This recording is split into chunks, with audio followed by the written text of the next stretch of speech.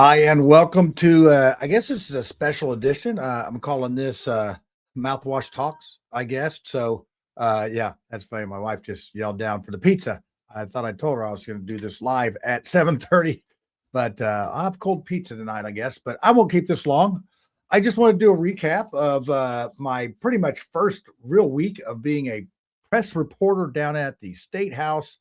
And it was everything I thought it would be as far as the learning, trying to get my cameras right. And I don't have a cameraman, as a lot of those folks down there that are reporting on their own.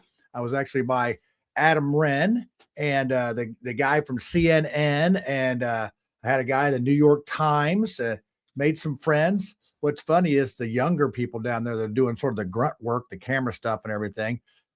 We had fun waiting in line with them. I'm like their fun old boomer friend now because it's a little, it's a little stale down there, if you may imagine. And me and my little personality, I like to, I'm a little loud and obnoxious sometimes, but they seem to like it. I had them laughing. We passed the time, but it was a very long day, a couple days at the State House, and you know the uh, uh, the verdict came down, and it's a different verdict. That's what it sort of was.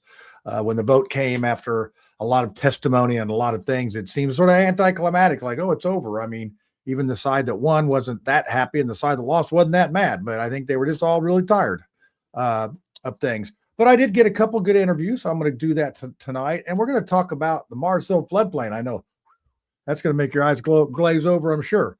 But let's see. I want to start out with one here. I'll start out with. I'm going to start out with this one. This is one after the vote. They have a spot in the back where the press can get in, and then that person will come out and talk, and we get to put our cameras up there, and it's sort of like a scrum. You're like pushing in there, and I was able to ask a question. I mean, I just sort of bulldogged my way in there, and I asked a second question, and I'm going to play that for you now. Now, I didn't. I had to piece together the audio from one camera to the other camera because it didn't really work. But Adam Wren, who's with Politico, was there with me, and I let him get in front of me. And this is sort of, I don't know if this is really cool or not. I may not even want to tell the story, but he basically took my question, put it on his website, and looked like it either, I think I saw him stick his hand up there and do the picture, but it is very familiar with what I did. It's courtesy to give credit for people like, my friend Pete, Andy Peter, he took a picture of me. I give him photo credit for it.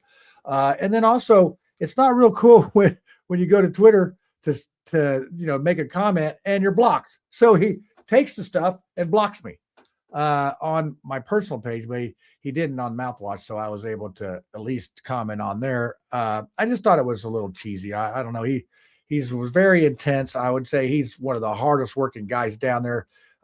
He was right back with me at the press corps, right next to me. He kept running out in the hallway, taking calls. I mean, he was on his computer he was, let's see, I would hire him. And I know that he works for Pete Buttigieg. I think they hired him to follow him. And I'll tell you what, he's a worker. I don't know about his ethics after how he treated me. And next time, Ren, I won't let you get in front of me. I'll let you look at my back because he's about 5'3", and I did him a favor by letting him in front of me. I might not have that mercy next time. I'll just sort of block him out because it gets to be a scrum. But here you go. This is it's too short, but I got to ask a question like I was like a professional media guy. So here you go. Here's my moment in the sun. As far as you're concerned, is this done and over, or is it going to be revisited?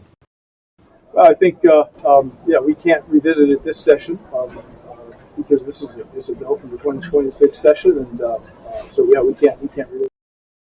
And I had a couple people tell me, "Hey, we saw you on TV asking your questions." So, I just, like I said, I'm just having fun down there. But I did get a couple other interviews with. I got Mike Gaskell, Senator Gaskell.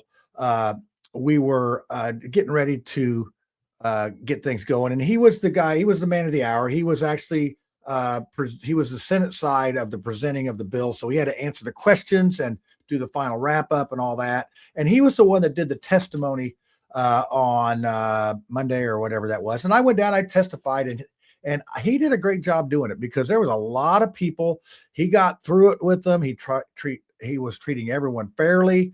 And I was just very impressed. So I just wanted to say, and I talked to him before, I knew him before. And, trying to get these guys to warm up to you is, it's tough. I mean, because there's a lot of these media folks that are out to get them. They don't know who there's going on. There's a lot of tension in this from bomb threats and different things. So for them to come up and talk to you, I had my little camera. I had it working there with the microphone and all that. So that was working okay. It just looks like I'm like this guerrilla war journalist or whatever, but I'm going to play that one. Let's see here. Here's Gastos. And he caught me off guard at the end on this. I did not expect the end of this one. So I'm going to go ahead and play this, and you'll see my new friend, Andy Peter. He's the one that's been taking some pictures and sending them to me. And he's been doing this as long as I have, for about a little over a week. So you'll see him in there, and he's a good guy. So I've made some friends down there, except for Adam Wren. I don't know why. So anyway, but here you go. Take a look at this one. It's about a minute and a half. There's my buddy Andy, a new friend. So, hey, Senator Gaskell, good job yesterday. That was a good job. Yeah, it was like herding cats chasing butterflies on the back of giraffes. Well, I was more concerned that everybody. It's kind of intimidating for a citizen to come down here and sign up, especially in something like that. And I wanted everybody to, no matter how late we had to stay, to get the. It was impressive. Some people signed up twice, and I almost messed up because we had John Schmitz. I was John Schmitz. And John Schmidt. Schmidt, yeah. And so when I got to Schmidt, I thought, well, he's already signed. He's already talked. And then Nikki caught me and said, hey, it's close, but it's not. Yeah, I had Senator Young on my show last night, and I had Micah Beckwith and then Rodney Pohl and Mike Young on to talk about the redistricting. Senator, this is your 5-minute call. 5 minutes, so. My big thing here is that although I want to win this, and I'm going to give it all my effort, my primary allegiance is to Jesus, and that's number one, no matter what. Yeah, and we know who wins that. That's right. That's right. Yeah, it's not going to change eternity. And we know where we're going, and it won't take us long to get there. All right. Yeah, I just want to shout out to the people on the live stream. I see, the Indie Reporter. We got Stevie Whitmer. Now he's going to be doing a show on his YouTube at 8:00. So I won't be that long on this because my pizza's getting cold downstairs, and I'm hungry. And I see Jerry Lopez. Hey, let's go, amigo. That's right. And he says here he gave me photo credit on that. And I know which photo is mine because Mike Young had not voted yet, and his is in white. But it is interesting to see what goes viral. And we got Special Power. Hey, thanks for coming over. I know you're a witty friend, and I appreciate that. And then we got Ogden, my neighbor over here by the in Wayne Township. He's watching. That's great. Appreciate it. Special Power. You're another. You're doing your thing. But let's see. I want to show you this real quick when you talk about things. See if I still have that. Oh yeah. You talk about stuff going viral and people picking it up. And I have noticed that, I'm getting more followers, and I think that, I'm trying to, you need to have that impression right at the start. And I'm trying to be a guy that's fair, that's going to talk to people, that is going to, we're going to call balls and strikes for sure, but we're not going to be trying to spin this. I saw so many people trying to spin things, especially in that media press with certain people. They just want to get their side of things out. And of course, the protesters down there, I just don't know if they really make a bit of difference at all. It's just sort of loud. And there's a couple of them that had to get thrown out of the gallery because they were loud. And on the Senate floor, they have rules. You have to have a tie and a jacket, and you can't go past the line. That's, if you noticed there when I was talking to Senator Gaskell, you was like, why didn't you just go up to him? We can't. They have to come back to us. And when he started coming back to me, then I could go to him. So there's these rules that you have, and they're sacred. I mean, they're sacred. I would say this too. When I was there Wednesday, when they did the second reading, it was a much better, it was a much looser, freer vibe that I was getting. And that's what I was thinking. I was trying to pick up a vibe on how this was going to go. And it just seemed like everybody's relaxed, like, hey, let's, we'll do this. But when I walked in Thursday, man, it was a whole different tension there. And I was thinking that this is probably not, it sort of changed my opinion on whether they were going to have the votes or not. Now, I did not think it would be 19-31, but I was not shocked. I think that Shelley Yoder, she was the Democrat leader on this, and she was generally shocked because we interviewed her afterwards. I don't think the media was as interested in what she had to say. It was easy to get into her. Rod was a different story. And I did try to get him on his way out because he had to walk right by me. I said, Rod. And he just had his head down and he's gone. So he answered his questions and that was it. But I just want to show you this one here, this image of this is just something I put on social media that it's actually up to about 2 million views now. And it's just a boomer taking a picture of a coin, and the comments were hilarious. People made more fun of me, and I did it on purpose. I said, I wonder how many people would actually tell me what kind of coin this is or make fun of the boomer. And man, I was not disappointed. It was unbelievable, the comments, and that's what got that thing rolling. But you can see how something gets going. That's just in 4 days. You can see how something goes viral. And I'm bringing that point up because a lot of this politics stuff, folks are relying on someone to give them a truthful take on this stuff. And we have so many spin doctors out there that want to spin this or spin that it's tough. It's tough to get that. And I think in our politicians, we want to have someone we can trust. We don't want to have to follow them every day and have somebody hold them accountable. And I would say that with Steve Whitmer's show, Witty Reviews, and his Indie Reporter, he's out there calling balls and strikes. It's not pretty sometimes with what he finds out. And he's a little rough around the edges as far as going after some people, but he's reporting on it, and you can trust what he's doing is backed up. It's the sauce, he calls it. I got the sauce. I'm not going to be putting stuff out there that's doesn't have the sauce. So I say that. So on my way out, I see Ed Delaney. He's a Democrat rep up here, and I think 86. He's been around for a while. Always an interesting guy. And so I got an interview with him. I'm going to go ahead and play that right now. And I think this is a good one. I mean, well, here you go. I'll let you be the judge of that. I think all my stuff's good. So there you go. You got to be happy with the results today. I'm gratified. I'm pleased. I'm not jumping up and down because we got a lot of work to do, but we can do some positive work. That's the difference. This is the issue. Were we going to just sit here and fight with each other about nonsense in politics, or are we going to get onto the task? What are we going to do about young people buying houses? What about people who need preschool? What about the preschools that are closing? Things like this. I hope we're going to talk about real things. So do you think that now with this, because it was 31-19, it's when you have the Republicans voted against this. I think the constituents had a lot to do with that. Let me say that. I rather believe in having a referendum. What we did, and I'm proud of this as a Democrat, we decided to work the town hall business as hard as we could. And we had outside groups that wanted to support us, but we fundamentally did it. We went out and talked and talked and talked. And we found out that people were interested, and they also were opposed. So they took over. They showed up in the thousands of the crowds. They sent the emails and stuff.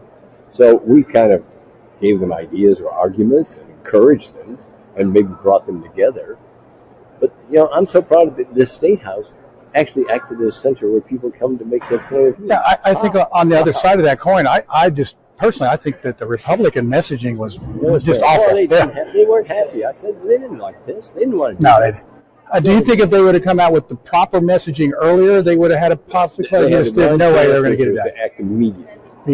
So they didn't act immediately. Once they did this was hopeful. So with the vote today, do you feel a little more comfortable that maybe some Republicans will start working with you on some things, or you think we're going back to the cats and dogs? I think they will. No, I think they will. And of course, we'll be more. I mean, I've got some ideas that I had to decide if the vote went the other way, well, even bother, because not only would they be beat, but I would need all my energy for resisting. So now I got some time to do some positive things. How about that? Yeah, that's that. Yeah. I always enjoy your speeches on the floor and that. And thank you for taking the time with me Thank here. you. I'm Thank happy you. to.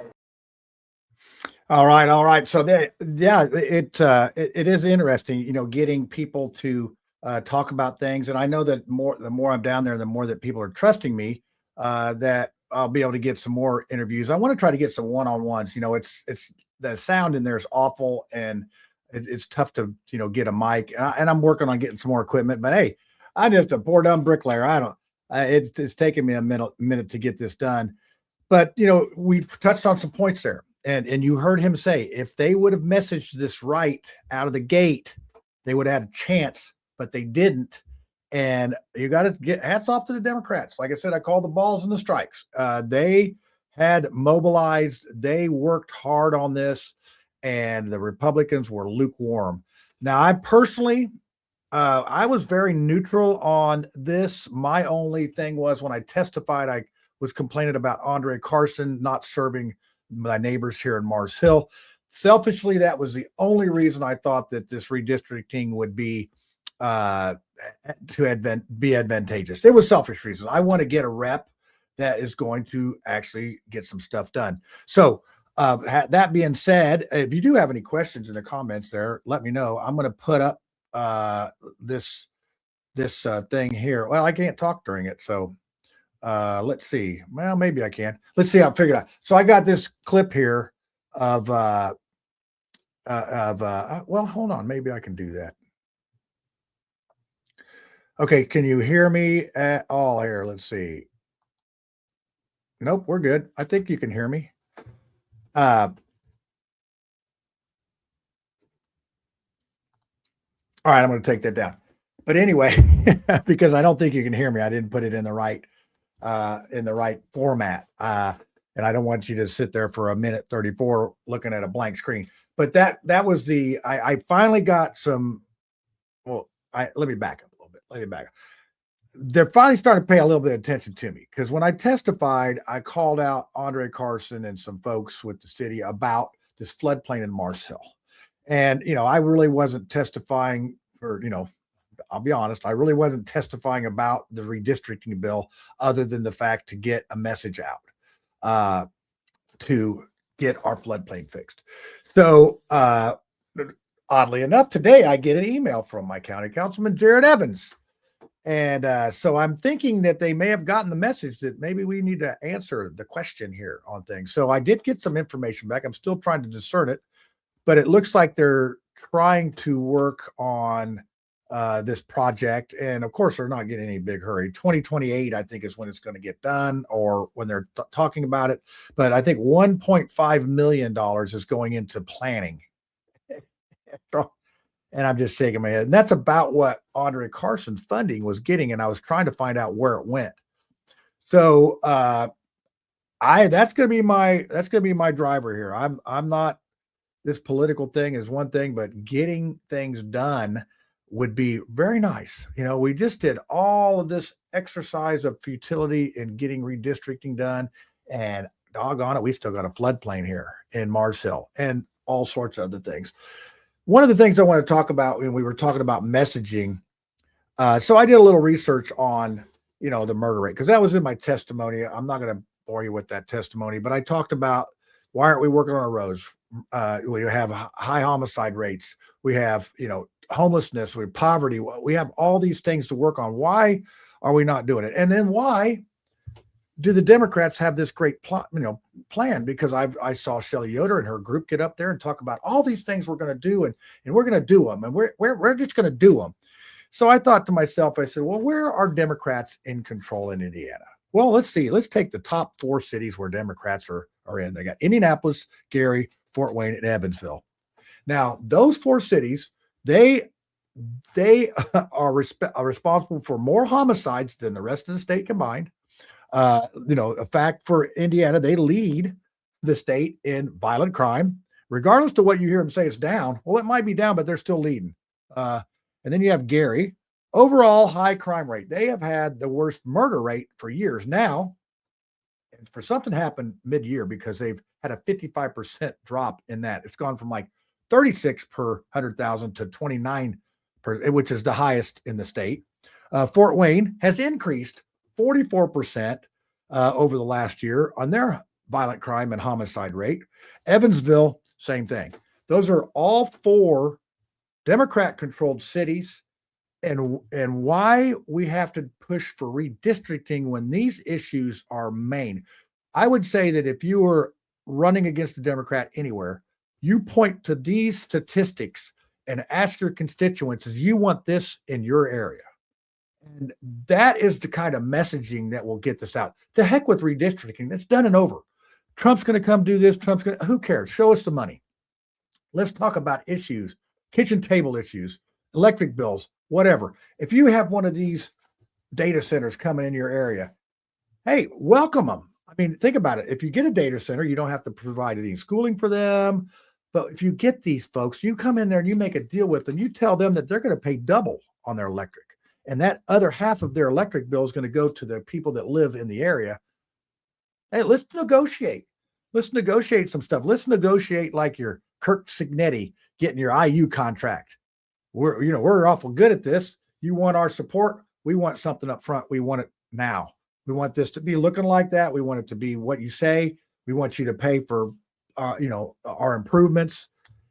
It's an old trick that these zoning boards do. If you're a developer, you come in, they make you make a sidewalk to nowhere. They'll add all these different things on that they need for their thing, or you won't get that development, or you'll have to put a water line in and give it to the utility. I've been there, done that, and it works. If you want to do it, you'll do it. Get something more for the thing. These commissions, these commissioners, these county commissioners, they know how to do this stuff.